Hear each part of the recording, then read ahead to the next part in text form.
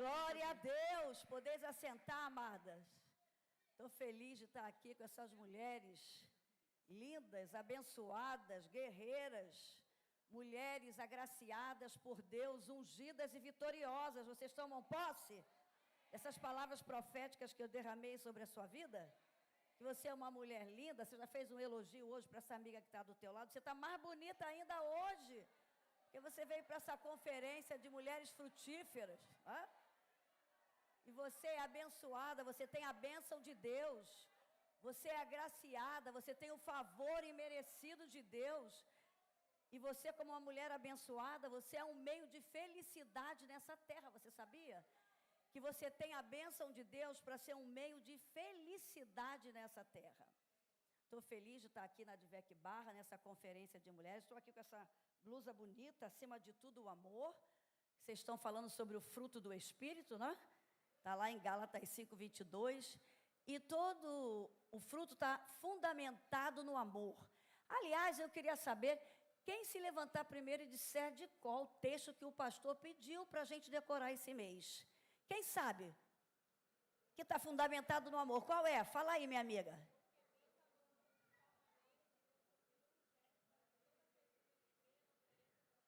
Então, escuta aqui.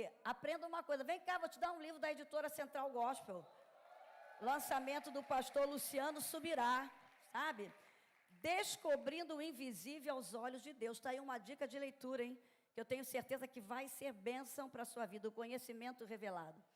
Então, toda a nossa vida é baseada no amor. O amor é o fundamento da plenitude na vida do cristão.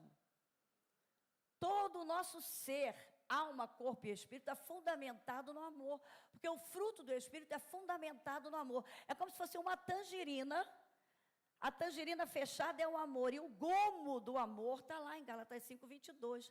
Alegria, paz, bondade, fé, mansidão, benignidade, longanimidade e autocontrole, sabe? Então é muito importante que você entenda isso.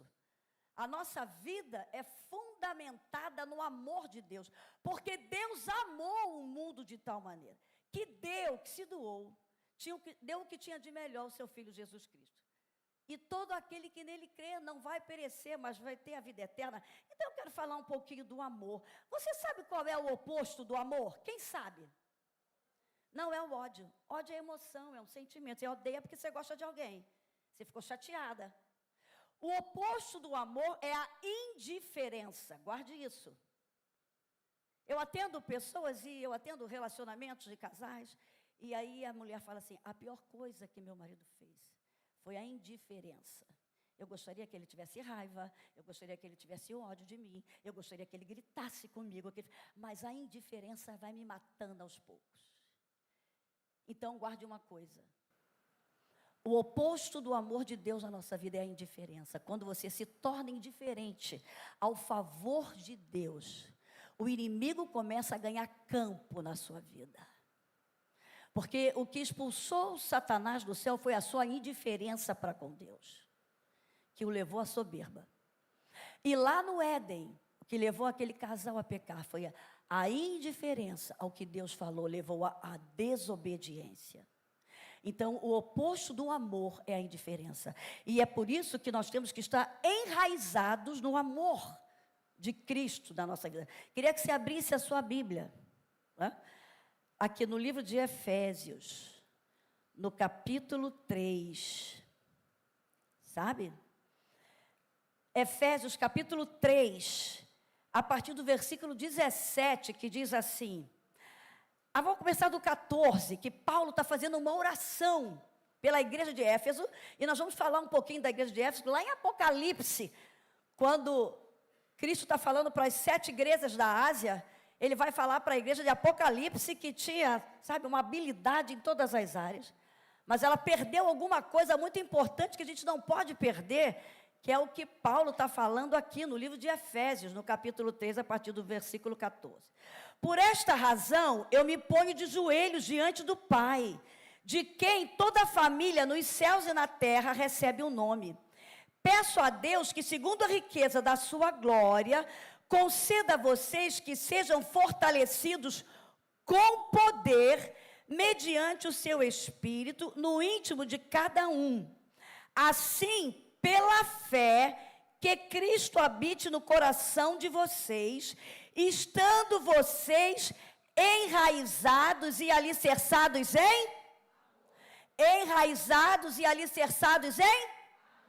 Se você quer ter uma vida plena no mundo espiritual, emocional, físico e material, esteja enraizado. A sua raiz tem que estar lá firmada no amor a Deus, no amor a você e no amor ao próximo. Enraizada e firmada no amor. Aí olha aqui, isto para que com todos os santos vocês possam compreender qual é a largura, o comprimento, a altura e a profundidade, e conhecer o amor de Cristo, que excede todo entendimento, para que vocês fiquem cheios de toda a plenitude de Deus. Quem aqui nessa noite quer ser uma mulher plena, ser cheia da plenitude de Deus? Eu quero fazer uma pergunta para você. Como está o seu amor a Deus? Como está o seu amor por você? Como está o seu amor pelo seu próximo? Uma pessoa enraizada no amor de Cristo, ela é firmada e ela é plena desse amor, e ela vai dar frutos de paz, de alegria, de bondade, de fé, de controle mental, sabe? Ela vai dar, ela vai produzir. Agora, é muito importante, né? Porque eu anotei aqui, quando eu estava lendo sobre o amor. O amor é uma emoção, mas também, na Bíblia, ele é mandamento. Então, o amor é ato da nossa vontade. É por isso que é uma ordenança divina. E Jesus, quando lá em Mateus 22, 37, que os fariseus foram questionar Jesus quanto aos 10 mandamentos e as 638 leis que os judeus tinham, né? Tinham tantas leis que a gente não dá conta. Jesus foi bem sucinto e falou para eles assim: olha, os 10 mandamentos e as 600 e tantas leis se resumem nisso aqui. Ame ao Senhor teu Deus com todo o seu coração, com toda a sua alma, sentimentos, desejos e vontades, com toda a sua força, com todo o seu entendimento, e ame ao seu próximo como a ti mesmo. Olha, se você é uma mulher que está enraizada no amor de Deus, Deus é a sua prioridade diária. E Calvino diz, uma frase dele, que o coração do ser humano, ele vive caçando ídolos. E nunca se viu tanta gente atrás de ídolos hoje. Ídolos até dentro da igreja. Só vai para a igreja se tiver alguém lá que ele admire ou que ele goste.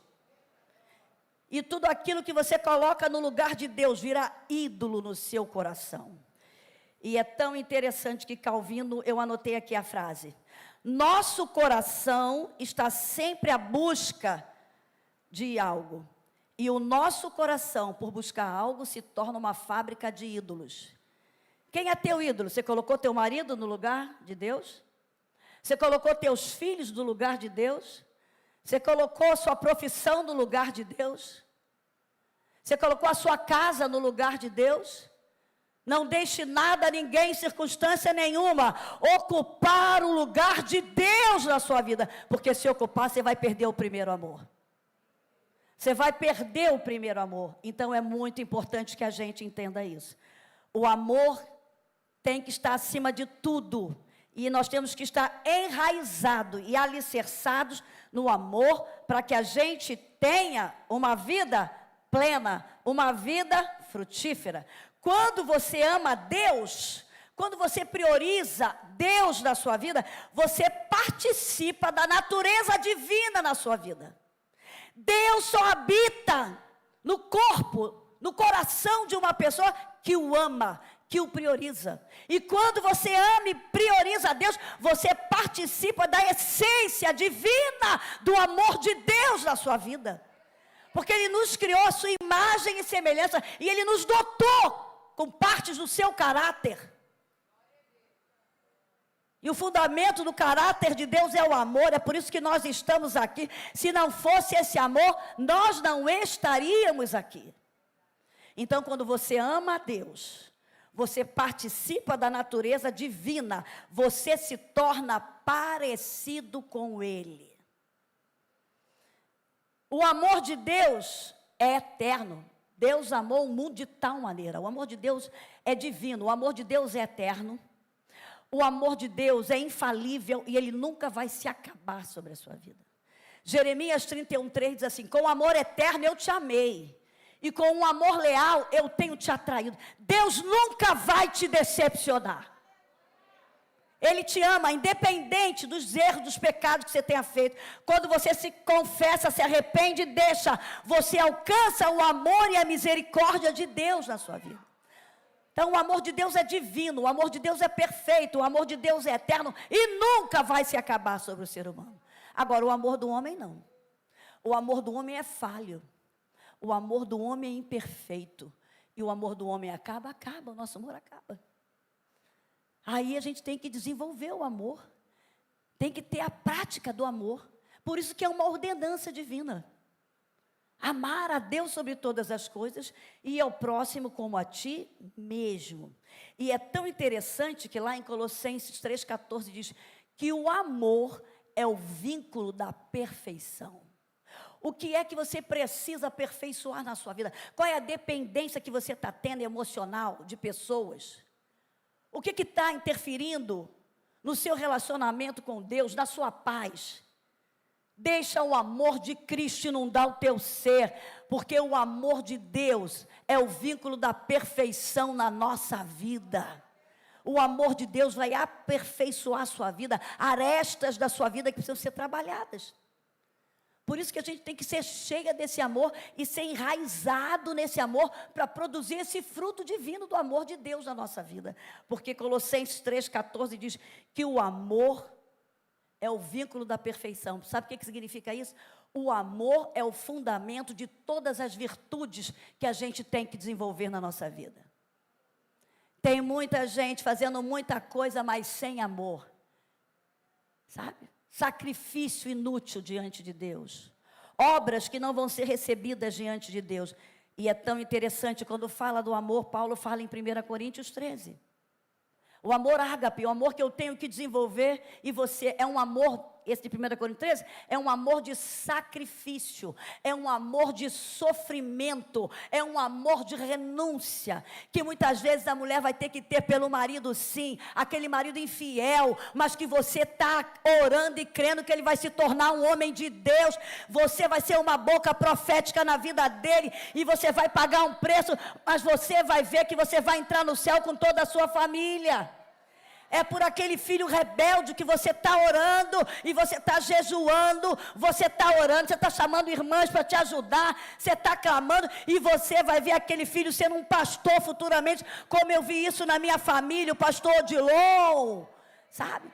Mas hoje as pessoas pensam que é amor, eu só quero ser amada, Jesus. Meu marido não me ama como eu... estou com pena de você.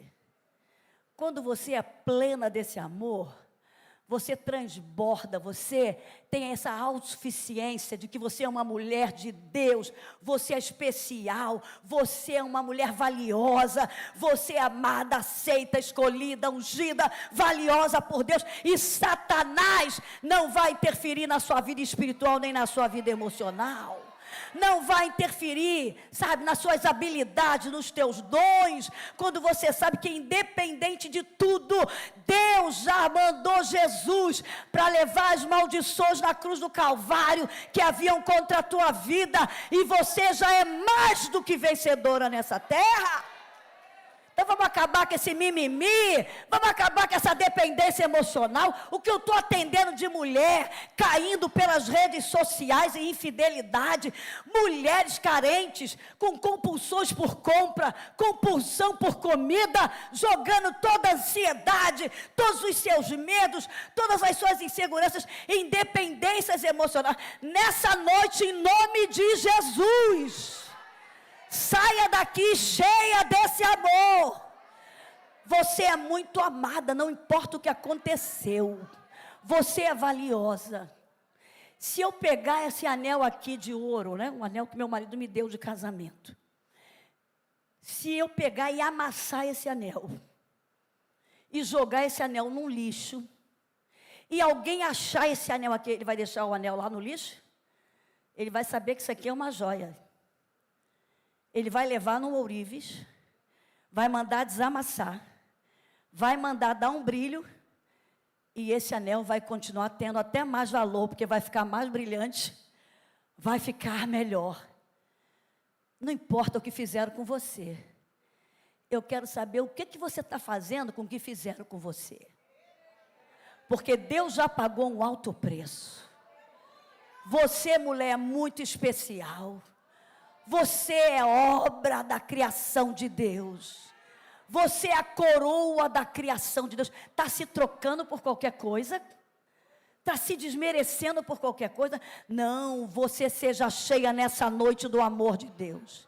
Esteja enraizada no amor, fundamentada no amor. Você tem dono, você tem pai. Você tem um amigo que está diante de tu todos os dias, todos os momentos.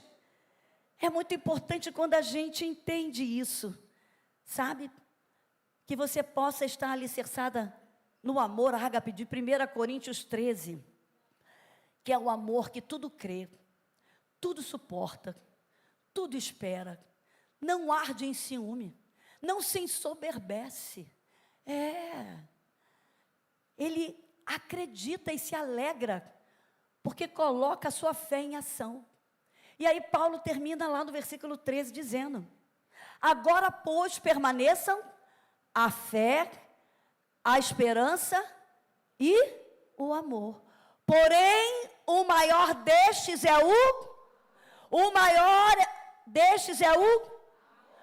o amor a Deus tem que ser maior do que a sua fé. O amor a Deus tem que ser maior do que a sua esperança, porque é o amor que vai alimentar a tua fé em Deus. É o amor a Deus que vai alimentar a sua esperança em Deus.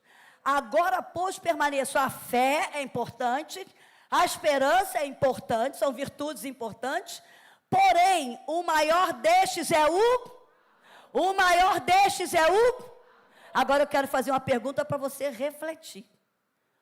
Como está o seu amor por Deus, por você e pelo seu próximo?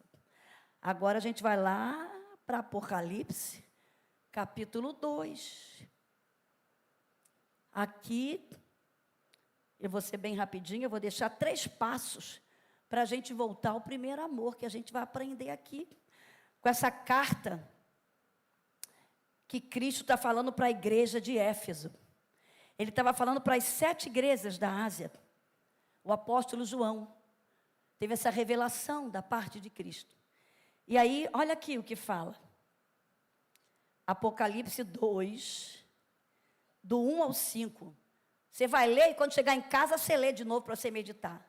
Que a Bíblia diz assim em Mateus 26, 41. Por se multiplicar a iniquidade, o amor de muitos esfriará. E nós estamos vendo isso. O que é iniquidade? É se acostumar com o pecado. As pessoas hoje, o pecado está virando normalidade dentro da igreja. Peca com a maior cara lavada e pensa que não tem consequência. Tem. Por se multiplicar o pecado, a iniquidade, o amor de muitos esfriará. Iniquidade é se acostumar com o pecado. Não se acostume com o pecado na sua vida. Nós somos pecadores.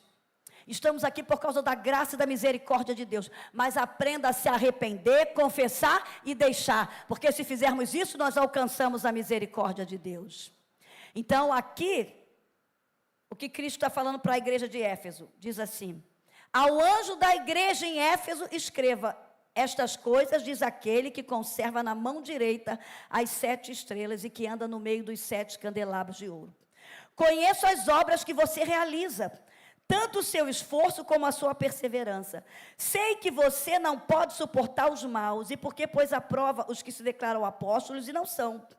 E descobriu que são mentirosos. Hoje está cheio de gente mentirosa no meio da igreja, tá? No Instagram faz maior sucesso, mas vai ver a vida, não é nada daquilo, é mentira. Você tem perseverança e suportou provas por causa do meu nome, sem esmorecer.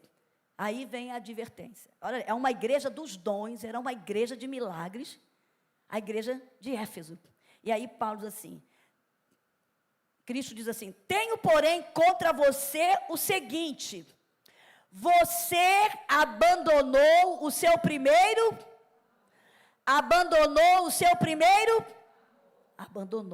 amor. Sublinhe isso aí na sua Bíblia, que a gente pode abandonar o primeiro amor. Lembre-se, pois, de onde você caiu. Sublinha aí. Lembre-se, pois, de onde você caiu. Arrependa-se e volte à prática das primeiras obras. Então eu quero fechar, deixando 3 passos para a gente voltar ao primeiro amor, que é o alerta que o apóstolo João está fazendo aqui para a igreja de Éfeso. O primeiro passo que você tem que fazer, lembrar onde você caiu. Faça uma reflexão. Como está o seu amor por Deus? Está melhor e maior do que quando você aceitou a Jesus? Ou você está acostumado, se habituou a vir à igreja, a fazer a tua leitura devocional, porque tem que fazer, tem que declarar com a família, porque o pastor falou. Lembra, sabe? Lembra de onde você caiu, faça uma reflexão diária da sua vida. Como é que está a tua intimidade? Você hoje conhece mais a Deus do que quando você se converteu? Você hoje evangeliza mais? Você está produzindo frutos de arrependimento? Você tem testemunhado, as pessoas olham para você e admiram você pelo cristianismo que você vive? Estava falando aqui para a igreja, uma igreja que tinha os dons, que tinham tantas obras. Lembrar onde caiu, faça uma reflexão. Aqui a gente pode comparar até o nosso casamento. Quando você namora, né? Você se apaixona, você fica, todo dia quer ver um namorado, né? Eu namorei 7 anos e 11 meses, aí falava no telefone, ainda estava doida para ficar noiva. Aí quando tu fica noiva, tu fica conjecturando o casamento, fica doida para casar, né? Quando você casa, a lua de mel maravilhosa, né? Agora eu já tenho 45 anos de casada. Aí eu faço uma reflexão, eu estou vendo. Tem coisas que eu vou ter que começar a voltar a fazer lá no meu primeiro amor pelo meu marido. Senão o tempo passa e a gente se acostuma com o relacionamento. O relacionamento vira uma rotina. Seu relacionamento com Deus virou rotina? Fala por falar? Fala quando quer? Salmo 25:14 diz que os segredos do Senhor são para aqueles que têm uma aliança com Ele, que têm intimidade com Ele. A esse Ele fará conhecer os seus caminhos. Quanto mais intimidade você tiver com Deus, mais você vai conhecer os segredos de Deus para você. Mais discernimento você vai ter, mais maturidade você vai ter para exercitar 1 Coríntios 13. Aquele amor que tudo suporta, tudo crê, tudo espera, perdoa. Hoje, né, eu amo mais o meu marido do que quando eu casei, porque se eu não amasse mais hoje, eu não estava junto não, irmã, vou falar a verdade. Alguém aqui tem marido perfeito? O meu também não é. Como eu também não sou. Então, nos momentos de crise que a gente tem, de desentendimento, de coisas que às vezes eu não concordo, ele não concorda, é esse amor que tem que estar aqui sendo renovado. Senão, você vai dormir com ele, você nem olha para ele, mas não, Senhor, eu tenho que amar. Eu tenho que perdoar. Aí eu vou lá, beijo, abraço, ele vem, beija. É assim que Deus quer fazer com você. Mas eu vejo que, gente, eu sou cristã, fui criada nessa igreja, tenho 66 anos, vou fazer domingo. E eu vi crentes que começaram uma bala. Mas era um fervor. Mas era que vai na correria. Cuidado, dá os passos certinhos de cada vez. A maturidade é assim. Aí, tão bem, mas de repente, um problema, uma luta, sai da igreja, se afasta. Se escandaliza por qualquer coisa. Hoje, então, o povo não cria vínculo em igreja nenhuma, é de galho em galho, vai para cá, vai para lá. Não, crie vínculo com Deus. Tenha uma conexão com Deus. Tenha intimidade com Deus. Jó entendeu isso. Antes eu te conhecia só de ouvir falar. Mas a luta, as perdas, as crises financeiras, o desentendimento com a mulher, os problemas, mas eu venci, e hoje eu te conheço de contigo andar. Oh Deus, amadureça a tua igreja. Amadureça a tua igreja, Senhor. Inunda o nosso ser com teu amor a ti, independente do que você esteja vivendo. Ame a Deus. Ame a Deus, obedeça a Ele. Lembra das primeiras obras. Lembra daquela paixão do início. Eles perderam, sabe? A segunda atitude: arrependa-se. Reconheça as suas falhas. Nós falhamos, nós não somos perfeitos. Peça perdão a Deus. Arrependa-se, sabe, da sua indiferença muitas vezes para com Deus, dos erros, das falhas. Estava sendo um alerta para a igreja de Éfeso. Tinha muitas obras aquela igreja. Era uma igreja padrão. Mas perdeu o primeiro amor. Faziam as coisas por religiosidade. Faziam as coisas por hábito, por fazer. Não. Deus está vendo as nossas ações. Por que você está fazendo? Para quem você está fazendo e com que intenção? No livro Agraciadas eu falo sobre isso. Foi o ano do servir. Deus falou muito no meu coração. Elisete, como você está servindo? A quem você está servindo?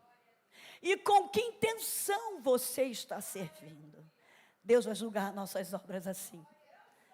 Para quem você está servindo? Ao pastor? Servindo às pessoas? Ou servindo a Deus?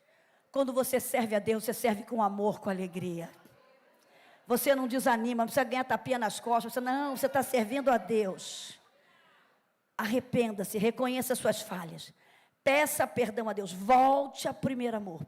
Arrepender é sair do caminho errado. É mudança de rota.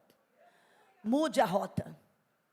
Se perdoe e perdoe quem te ofendeu. E perdoe quem fez algo a você. Não deixe que a falta de perdão impeça você de frutificar. Porque tem muita gente que não está frutificando porque não está perdoando. O auto-perdão é importante porque eu recebo para dar. Eu recebo para dar. Então, perdão é mandamento e é uma via de mão dupla. Você recebe e dá. Lembra-se. Onde você caiu, arrependa-se. Então, a primeira atitude, lembrar onde caiu, faça uma reflexão. Arrependa-se, reconheça suas falhas, volte ao primeiro amor. E a terceira coisa que ele diz aqui, pratique as boas obras. A prática vai levar a um bom hábito. O hábito é formado através da prática diária. Então, pratique as primeiras obras. Aquilo que você fazia com amor, com alegria no reino. Sabe? E para a gente praticar tem que estar arraigado e fundamentado em amor. Tá? Então são essas três coisas aqui. Lembra de onde você caiu? Versículo 5. Arrepende-se e volte a praticar as primeiras obras. E para que isso aconteça, eu vou fechar com 3 ferramentas para você se lembrar, se arrepender e praticar as primeiras obras. Existem 3 ferramentas vitais. A primeira ferramenta é a oração. A oração é a única maneira que nós temos para nos conectar com Deus. É através da fala que há conexão. A fala é a cola dos relacionamentos. Se você não ora, você não tem intimidade com Deus. A única maneira de você falar com Deus é orando. É por isso que a Bíblia diz em 1 Tessalonicenses 5,17, orar só quando está em dificuldade? Orar como? Orar sem? E Paulo fala em Efésios 6,18, orando em todo o tempo, porque os dias são? Orando em todo o tempo. Esteja orando, está dirigindo, está orando, está na sua casa, está orando, está ligada. Porque Satanás, ele vai querer ver um momento de descuido para te pegar. Então, uma das ferramentas que a gente tem para não perder o primeiro amor é a oração. A segunda ferramenta é a leitura da palavra, que é a única maneira que Deus tem para falar com a gente. Ele fala através também da oração, quando ele está assim, ouvindo, escutando. Mas ele deixou as cartas de amor dele para a gente. Aprenda a ler a Bíblia e meditar na palavra. Tiago 1, 22 diz que a gente não é somente ouvinte da palavra, mas praticantes da palavra. Tem muita gente ouvindo, mas não está praticando. E o hábito só se cria com a prática. Isaías 1,19 diz: se vocês me ouvirem, se vocês me obedecerem, vocês vão desfrutar do melhor dessa terra. Quem quer desfrutar do melhor dessa terra? Eu quero. Eu quero, porque nós somos criados para aí. Deus criou aquele casal e disse: frutificai, multiplicai, enchei a terra, liderai e governai. Para isso, não abra mão da palavra de Deus, não abra mão da meditação na palavra de Deus. E a terceira ferramenta é jejum e comunhão com os irmãos. Porque eu não creio em crente que diz que jejua, mas está mal com o marido, está brigado. Vai para um monte, sobe um monte, desce um monte e está mal brigado. Não, não pode, tem alguma coisa errada. Jejua e não fala com a sogra. Jejua e não fala com os filhos. Jejua e está brigada com a irmã. Não, nós somos um corpo. Desentendimento acontece, que nós somos seres humanos, indivíduos diferentes, mas nós, quando usamos a ferramenta da palavra, da oração e do jejum, nós vamos passar a ter comunhão. Jesus fala no Evangelho de João, no capítulo 17, versículo 21, Pai, que eles sejam um, assim como tu, ó Pai, o és em mim. Vamos aprender essas ferramentas poderosas que a gente tem. Gente, porque o evangelho é muito simples. Estou preocupada que estão inventando um evangelho hoje com tanta parafernália. Sabe? Foi o que Jesus veio simplificar tudo. Era um proselitismo naquela época, sabe? Era um tal de querer aparecer nas praças dizendo que estava em jejum, com pano de saco, orando. E vamos acabar com isso. Ame ao Senhor teu Deus com todo o seu coração, com toda a sua alma, com todo o seu entendimento, com toda a sua força. E ame ao seu próximo como a ti mesmo. Vamos estar fundamentadas e enraizadas no amor de Cristo. Então, as três ferramentas: oração, conexão com Deus, leitura e meditação e obediência na palavra, jejum e comunhão com os irmãos. Se a gente fizer isso, vai acontecer o que está lá em Levítico: o fogo arderá continuamente no altar e não se apagará. Seu coração hoje é o altar de Deus aqui. Que você possa ter o amor de Cristo, sabe? Sendo renovado diariamente na sua vida. Vamos ficar de pé?